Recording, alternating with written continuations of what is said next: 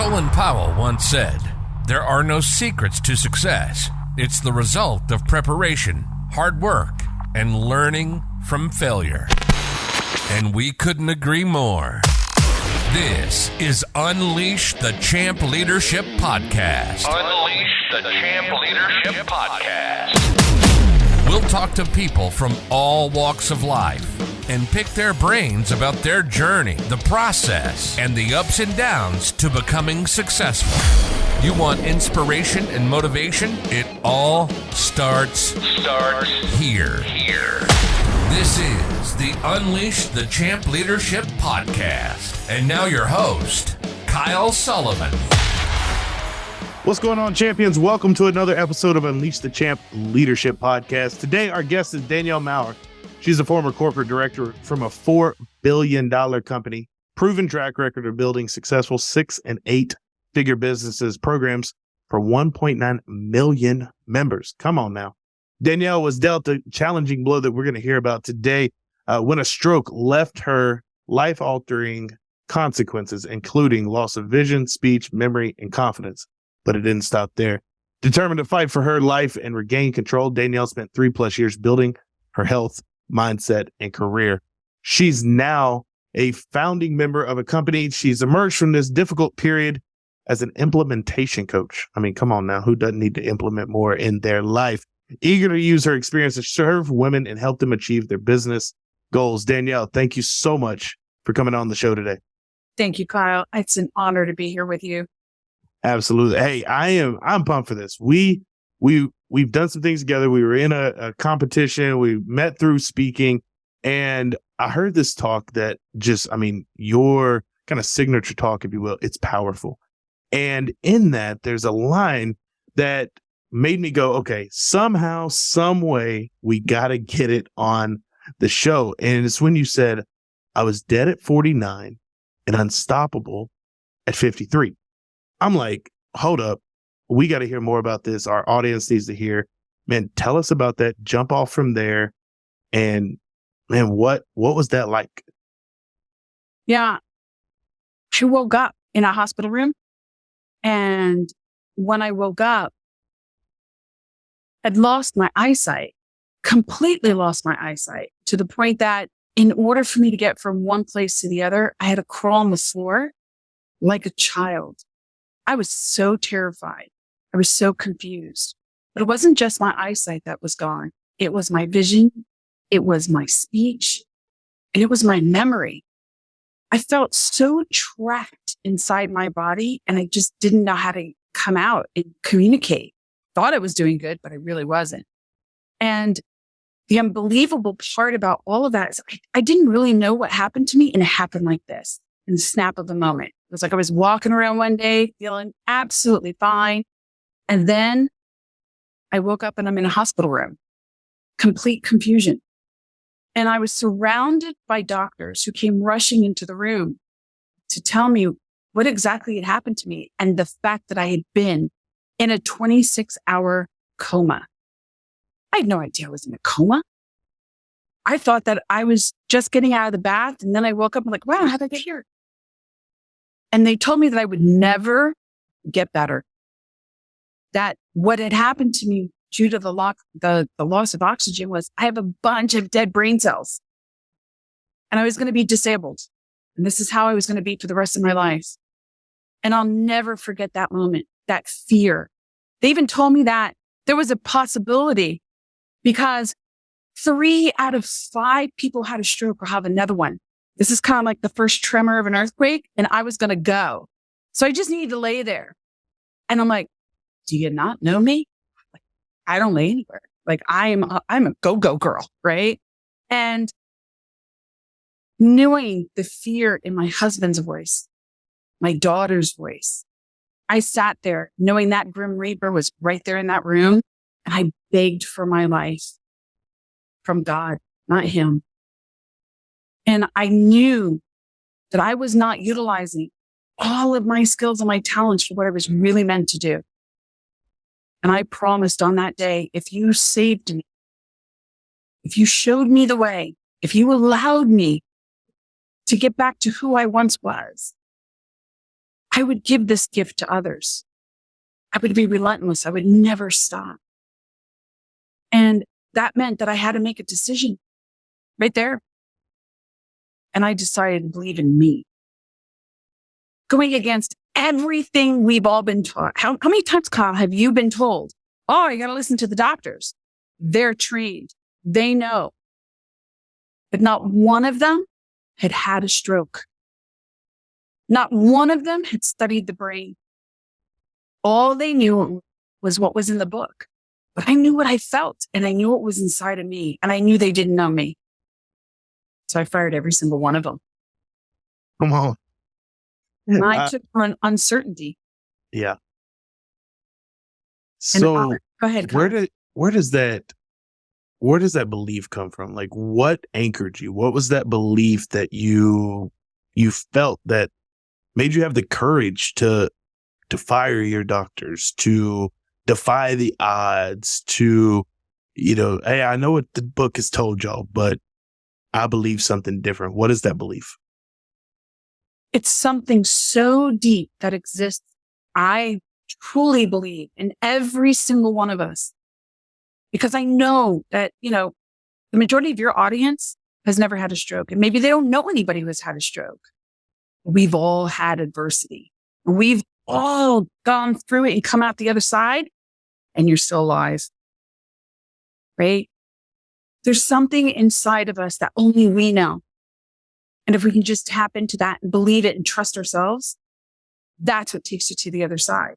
I knew from my whole life journey before that, all the tough things that I had gone through that I didn't think I could. I didn't know how. I didn't know how I was going to fix myself with a stroke. I'm not a doctor, but I knew something inside of me said, you're not meant to stay here.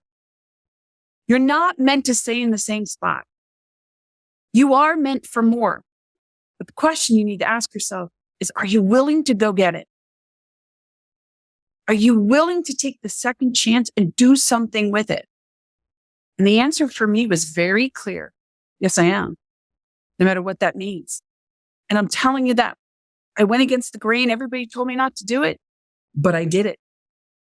And if I had just listened and laid there and not fought for my recovery my way, finding my own way. And it doesn't mean that I didn't cry all the time and literally fall down and have a setback in order to move forward. I did it scared, blankless, right?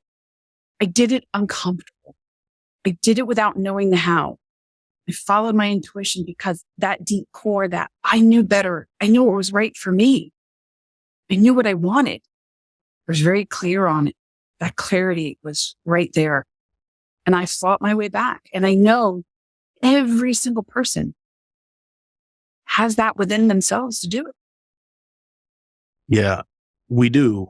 But it's oftentimes hard to acknowledge that. So this sounds like, hey, this happened. I woke up. I made the decision. Cool. Was it that quick or did it take some time? Because I imagine there's a disorienting feeling of, okay, what's happening here?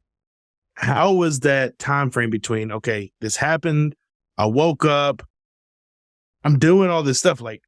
What was that like? And then what, you fire the doctors, you take control. What happens after that? But how long was it between I woke up and I'm going to fight for myself? 2 weeks. It's about 2 weeks because it happened just before Christmas. And anybody who knows me knows that I am the Christmas girl. I am Miss Santa Claus. You come here and we're decorated out and it's gifts and it's cooking. And I couldn't do any of that. I spent a week in the hospital strapped to a bed and an IV. Then I was told I had to come home and I couldn't move from the bed other than use the restroom. I couldn't even feed myself. Couldn't see anything. And in those moments, you're laying there inside your head asking yourself, is this all there is? Are you ready to be the burden on your family? Is what they're telling you is true? Is your life over? And it wasn't. And I just knew that there wasn't going to be a delivery at the door that said, hey, here's your eyesight. Here's your memory. Here's your recovery. You're back to normal now. This wasn't a cold. It was time to fight. It was time to bleed. So I did the 2 weeks of lying down, and that was it. It said, I got to get up. I got to get up. So it takes an enormous of belief and trust and action. Like, let's now, okay, you're taking the actions, you're doing the things. What has had you come from, okay, I'm in a coma. Now I'm confident. I've built this successful business. I continue. Like, what were those things? Because I want to get you into the teaching piece that I got to hear and that impacted all that was in that room. So talk to us about what was the very simple but not easy to execute tactics that you taught us there. So there were 3 things that you can take away and you can use in any part of your life, especially as an entrepreneur. The very first one. So grab your pencil and grab your pen because this is really, really important. The very first one is you need to embrace the belief in you and the trust in you. And it needs to be part of your DNA. It needs to be a real belief and a real trust. It's not a honeydew check. It's not like, I believe in me. Because that doesn't work when you're faced with adversity, when you're faced with an obstacle. And I'm going to be honest, when you're in the entrepreneurial journey, you're going to have obstacles all the time. It's part of it. What gets you through is really believing in why you want to do what you're going to do and that you're going to, and you have the skill set. You see, it's locked inside you. We don't always need other things. You need to look inside, believe it, trust it, hold on to it, and don't forget it. What my skill set is different from yours, Kyle, and different from different people in your audience. But we all have them. We've collected them along the way. It's what makes us unique. It's what gives us the right to win. The second thing you need to know is that you need to be resilient and you need to be persistent. And when we're resilient and persistent, it means that because we truly believe in our vision, in our goal, our dream, and we trust it and we trust ourselves, we don't give up. If I had given up on my journey, I couldn't be here right now. I promise you, because of the eyesight throws off the balance. I literally fell down 1,000,000 times.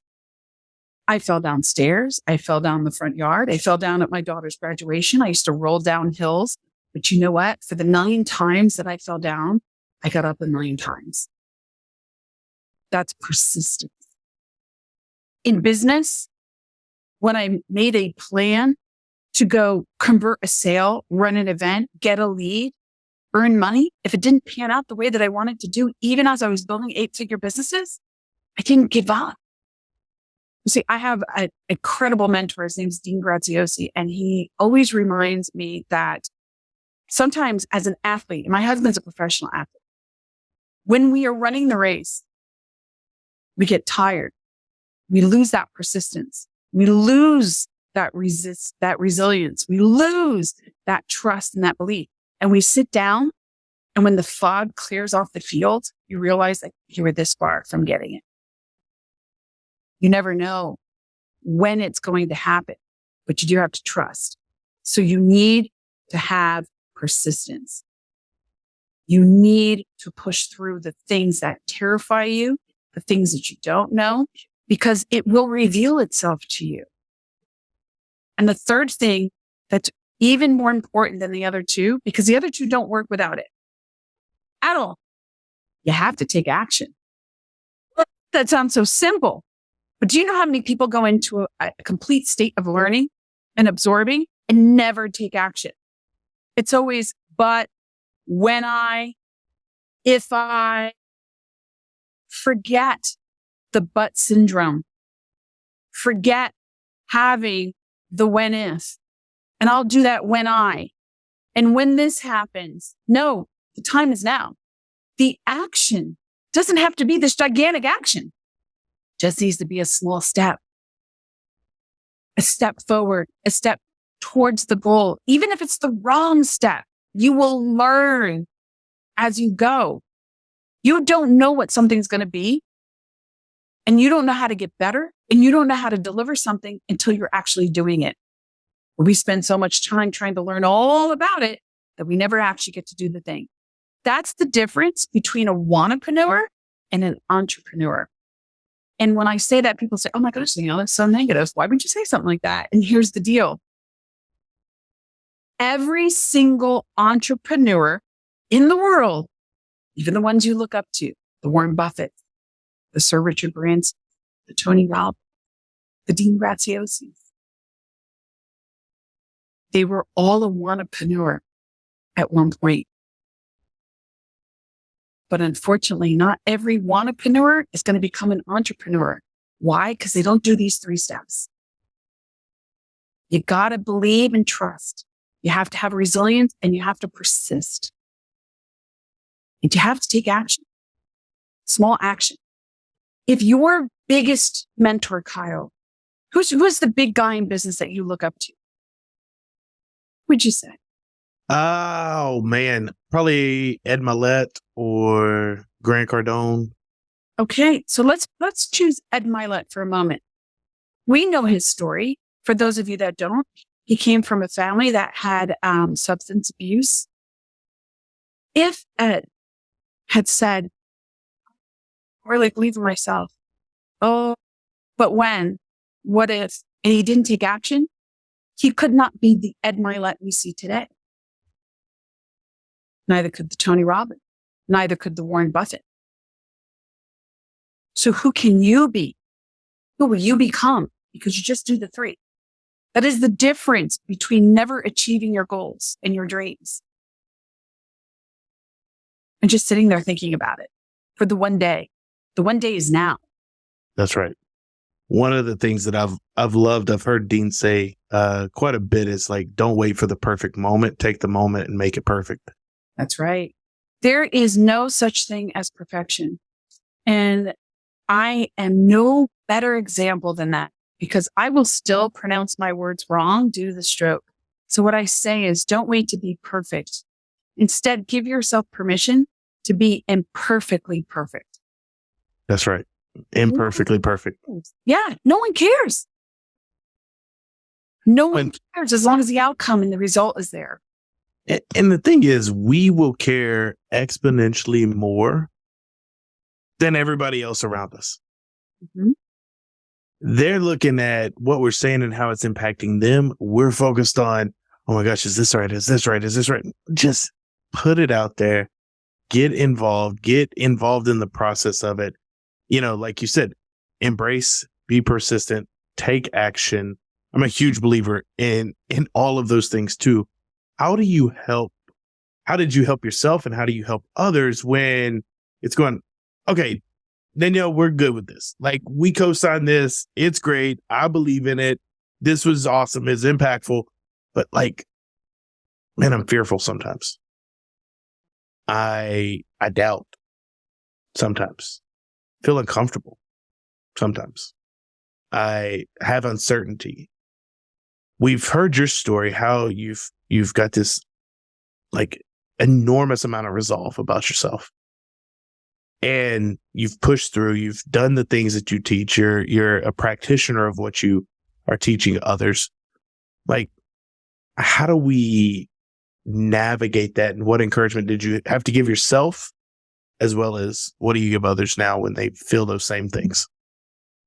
Perfect. I love this because it's actually something that I teach the people that work with me, and I'm going to share it with you and your audience. So, Kyle, Dean shared one story with me I'd never heard before, and it's the story of the 2 wolves. And it really is about the duality inside of us. It's the negative versus the positive. And so let's just identify the negative being that small moment of self-doubt, the fear, I can't do this. I'm not good enough. Is it going to really work out? As opposed to the light wolf, which is, I got this. Of course I'm going to do this. You're meant to do this and you have the confidence. So tell me if you're being, and I'll tell you, I get scared every day. I do. I still do it anyway. Right? So I'm going to show you how to do that. Kyle, are you willing to share one thing or the dark side of the wolf that creeps in for you? Oh, for sure. Yeah. For me, it is the dark side is what will I lose to gain the success I desire? So you believe that in order to have success, you're going to lose something. For sure. Okay. So what I want you to do, especially everybody listening, because I asked you to get out a piece of paper and pencil. I want you to take a piece of paper, that paper, and draw a T. And on one side, you're going to draw a circle. You could even at some point put a wolf on it and make it dark, color it in, and then draw a circle on the other side on the top, like the header, and leave it empty.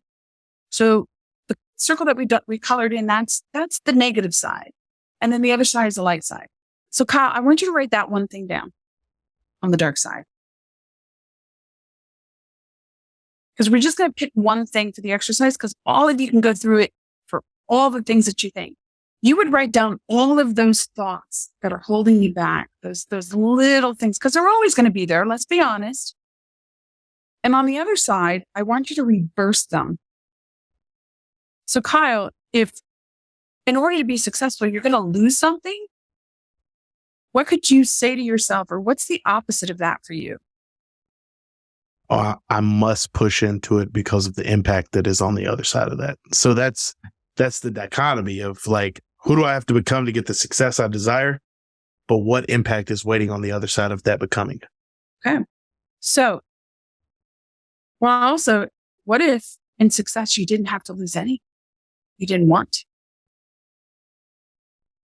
So I want you to write that down. So now you have the complete opposite on the piece of paper. That's what we call the dark wolf versus the light. Kyle, which one, if they were fighting outside, is going to win?